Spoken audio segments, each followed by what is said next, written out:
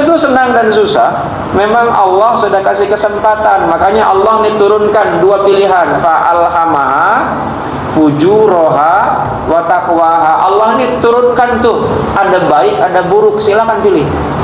Kenapa dikasih pilihan? Itu adalah bagian daripada ujian. Sebab itulah sebagai bagian daripada ujian dibiarkan tuh iblis, setan laknatullah itu hidup sampai kiamat nanti. Dibiarkan oleh Allah, diizinkan bahkan oleh Allah, dilegalkan oleh Allah untuk menggoda manusia. Tapi kata Allah, ini bocorannya dari Allah, ila ibadaka minhumul mukhlasin, kecuali hamba-hamba Allah yang ikhlas, yang tidak akan mudah digelincirkan oleh setan. Karena orang-orang yang ikhlas itu Pak, hidupnya damai setiap saat, nggak akan pernah galau hidupnya. Kenapa? Karena berserah diri sama Allah. Baik jemaah yang dimuliakan Allah Subhanahu wa taala, saya ini hari-hari ngajar, ya, baik ngajar di kampus ataupun ngajar di perusahaan-perusahaan. Ini sebetulnya kesempatan lah, dikasih kesempatan di sini untuk menghadirkan. Saya bukan menganggap saya lebih hebat, enggak. Menghadirkan saya di sini melalui pengurus masjid. Saya bertawar dua hal ini untuk hadir di sini. Karena biasanya saya memberikan program pelatihan. Kalau program pelatihan itu memang full day, ya. Itu kalau bayar, ya, ngikutin program pelatihan, satu orang itu kena 5 juta satu hari, satu orang. Apakah pesertanya? Banyak pesertanya. Nah kemudian memang saya ini setelah pandemi mendermakan diri untuk masuk ke masjid-masjid, sehingga memang tidak mesti harus bayar, free, ya, free, dikasih free, ya. Makanya kemudian saya sampaikan sama ketua DKM, saya bilang saya siap bersedekah ilmu, tidak mesti dibayar juga ada masalah, gitu kan.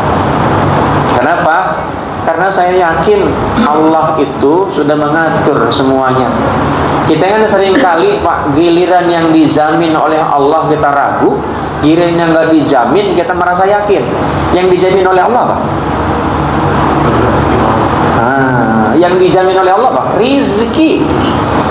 Kebanyakan nggak orang pontang-panting nyari rizki, karena dia nggak yakin Pak dengan rizki Allah. Tapi ibadah kita dijamin nggak? Ibadah kita, sholat kita tadi dijamin nggak diterima? Nggak ada yang jamin Pak, nggak ada satupun dalil Pak, baik hadis ataupun Al-Quran, bahwa ibadah kita dijamin oleh Allah diterima. Kecuali kata Allah, hamba-hamba yang ikhlas. Jaminan kita, pertanyaan kita, betul nggak bahwa ibadah kita ikhlas? Karena untuk mencapai ikhlas itu beratnya luar biasa. Hari ini, saat ini saya duduk di sini, kalau ditanya apakah ikhlas, saya nggak tahu juga. Nah, sebab itulah jamaah yang dimuliakan Allah Subhanahu wa taala, pada kesempatan kajian pertama ini saya ingin mengangkat tentang tema yang orang jarang angkat. Apa itu? Tentang akhlak Pak, tentang adab, yang selama ini itu mulai terabaikan.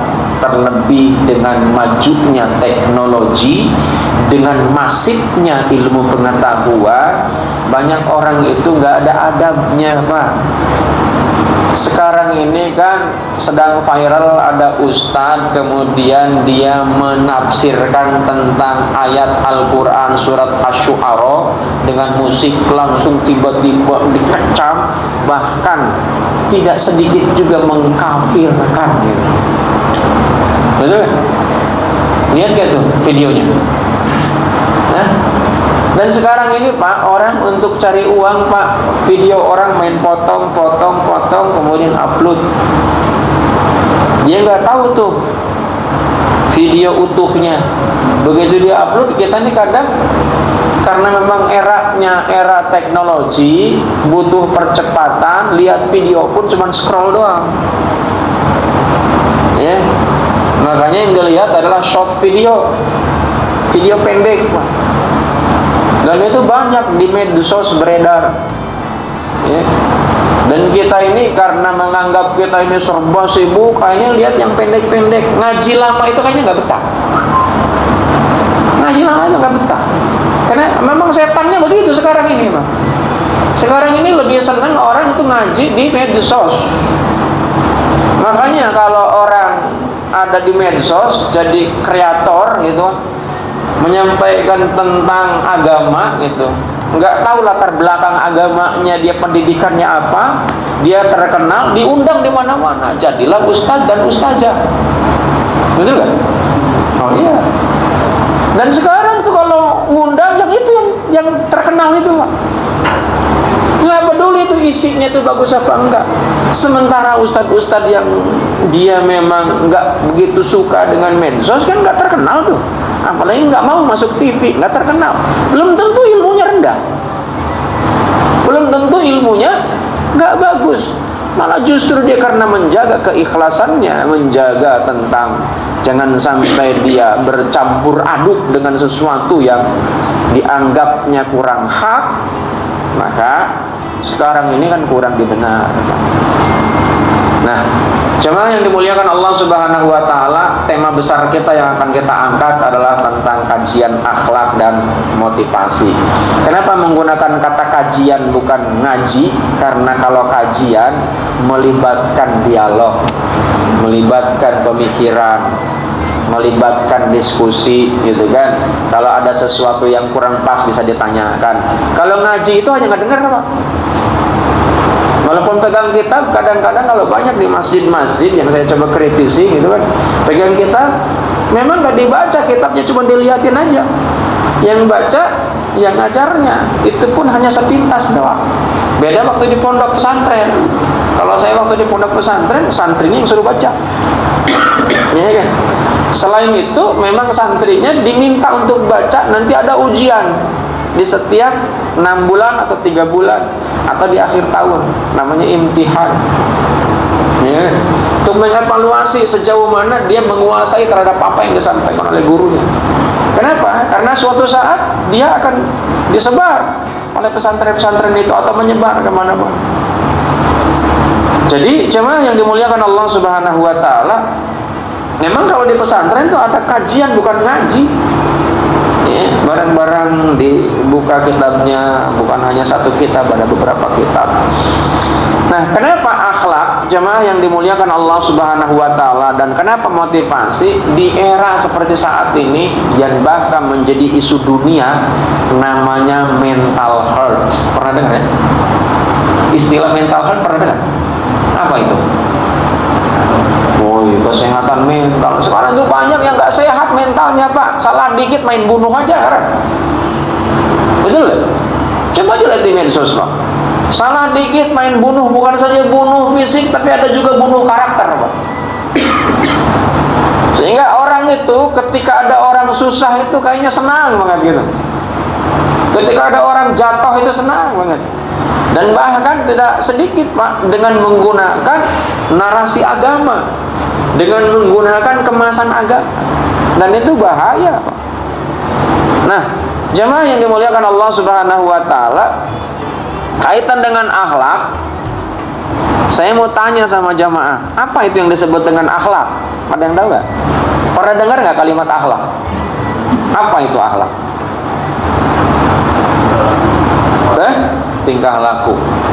Kan ada dikenal, selain akhlak itu ada yang namanya karakter, ada yang namanya adab, ada yang namanya watak, ada yang namanya budi pekerti. Apa bedanya?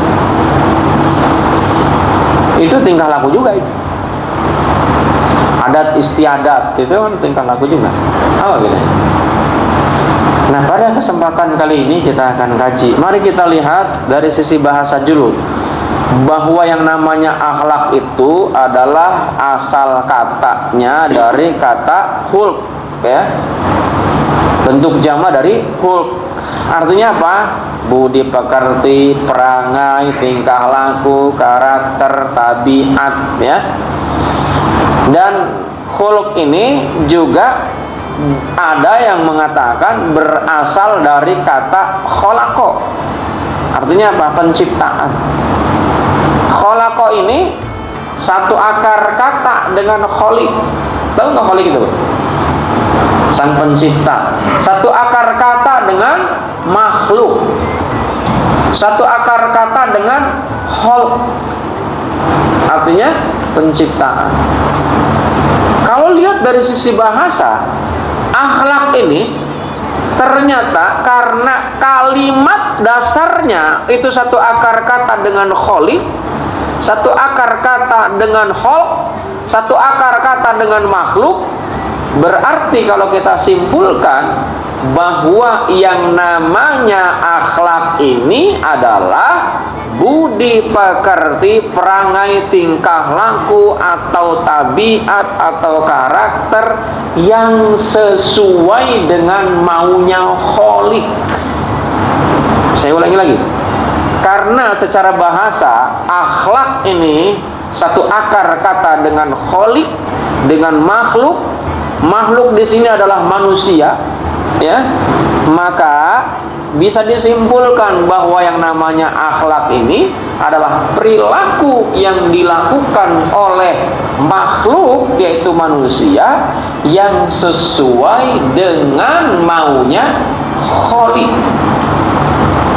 Baru itu namanya berakhlak. Jadi orang yang berakhlak itu adalah orang yang perilakunya sesuai dengan apa yang diinginkan oleh Khaliq. Itu namanya berakhlak. Itu baru dari sisi bahasa. Nah, secara istilah, jemaah yang dimuliakan Allah Subhanahu wa taala, akhlak ini adalah sifat yang tertanam dalam jiwa yang menimbulkan perbuatan atau perilaku dengan mudah, dengan gampang, tanpa memerlukan pertimbangan pikiran. Karena sudah melekat. Jadi kalau yang namanya disebut dengan akal itu spontan, Pak. Kalau secara istilahnya. Jadi kalau yang disetting itu bukan akhlak, namanya kepura-puraan. Makanya tadi ila ibadaka minhumul mukhlasin, itu orang ikhlas itu nggak lihat orang, Pak. Yang dilihat adalah Allah. Makanya nggak ada settingan tuh. Kalaupun hanya settingan, hanya Allah saja, dia nggak mempedulikan tuh yang di kanan kiri. Bukan berarti dia budak, bukan berarti dia tuli, Pak. Bukan dia berarti buta. Dia bukan berarti tidak mengabaikan dengan yang ada di kanan kiri. Maksudnya orang yang ikhlas itu nggak perlu pujian, Pak. Dia hanya memerlukan pujian dari Allah. Orang ikhlas itu, maka hidupnya itu damai. Orang-orang yang ikhlas itu hidupnya nggak pernah ada tekanan apapun. Maka orang yang ikhlas itu hidupnya bahagia, walaupun kelihatan menurut orang penuh dengan masalah. Kayak Nabi Muhammad SAW, masalahnya dikit apa banyak? Masalahnya dikit apa banyak? Oh, Pak, nggak kehitung, Pak. Dalam sejarah aja, Pak, kita diajarkan oleh guru-guru kita, baru umur 6 bulan di dalam kandungan, ayahnya meninggal. Lahir, pisah dengan ibunya. Udah nggak ada ayahnya, kan? Pisah dengan ibunya. Setelah bertemu dengan ibunya, ibunya meninggal. Dengan kakeknya sayang banget ya, meninggal juga. Paman-pamannya kaya-kaya, pejabat-pejabat, tapi nggak ada yang mau, Pak. Justru yang memelihara adalah pamannya yang paling miskin. Udah, pamannya paling miskin, hidup bersamaan, meninggalnya bukan dalam kondisi Islam. Maka ada yang disebut dengan amul huzni, tahun kesedihan. Itu tahun ke-10, ada yang bilang tahun ke-8 pasca kenabian. Dan kemudian itu di sana ada sebuah peristiwa namanya Isra Mi'raj. Itu karena masalah yang bertubi-tubi yang menghampiri Rasulullah. Apakah kemudian Rasulullah hidupnya terus murung, terus mengeluh? Enggak, profesional, Pak, kalau bahasa yang keren itu. Diperintahkan Sang Maha segala-galanya untuk menghadap, nggak pernah pakai AIU, Pak. Siap gitu. Jadi jamaah yang dimuliakan Allah Subhanahu wa taala, maka ini yang namanya akhlak itu, makanya lihat, kalau kaitan dengan akhlak yang harus dijadikan contoh kira-kira siapa? Rasulullah. Kenapa Rasulullah? Karena ada perintah dari Allah. Perintahnya laqad kana kana lakum fi Rasulillah uswatun hasanah. Makanya jamaah nggak usah nyontoh kepada siapa-siapa, kepada Rasulullah. Dari mana kita tahu nyontoh kepada Rasulullah? Kan kita hidup jauh dengan Rasulullah, ya kan, jaraknya saja sampai 1500 tahun, yang sangat mungkin terjadinya pergeseran, Pak, informasi. Saya tanya, Indonesia merdeka berapa tahun? Udah berapa tahun Indonesia merdeka? Tuh, itu aja lupa kan? Belum lama padahal. Apalagi Nabi, Pak, udah lama, Pak. Ini kan merdeka Indonesia tahun berapa? Hah? 1945. Kata siapa, Bapak? Kata buku sejarah. Bapak kalau nggak percaya sama buku sejarah, Pak, kira-kira Bapak bisa nggak mengatakan bahwa Indonesia merdeka 1945? Oh, nggak bisa. Oh, kita bukan pelaku, Pak. Sama halnya, ini kaitan dengan bukan agama ya, kemerdekaan. Kemudian Bapak tiba-tiba mempublish ke halayak Indonesia itu salah, merdekanya bukan 1945. Diomelin nggak kira-kira? Kira-kira dihujat gak? Dihujat, Pak. Wong Bapak ini tiba-tiba mengeluarkan statement bahwa Indonesia merdeka bukan 1945. Sama halnya ketika ada orang mengeluarkan statement, apalagi kaitan dengan keyakinan, Pak. Nah, cuma kaitan dengan keyakinan itu ada beberapa sisi orang, kemudian beda-beda, Pak. Beda-beda pendapat. Kayak tadi Amul Huzni, peristiwa Isra Mi'raj itu, ada yang mengatakan tahun ke-10 Hijriah, ada yang mengatakan tahun ke-8 Hijriah. Nah, tinggal mana yang nulis sejarah yang bisa dipercaya. Makanya lihat, ada orang yang kemudian ingkar sunnah, Pak, karena dia nggak menemukan orang yang dianggap bisa dipercaya, yang bisa meriwayatkan tentang sesuatu yang meletak pada diri Nabi. Itu namanya sunnah atau hadis dalam keilmuan.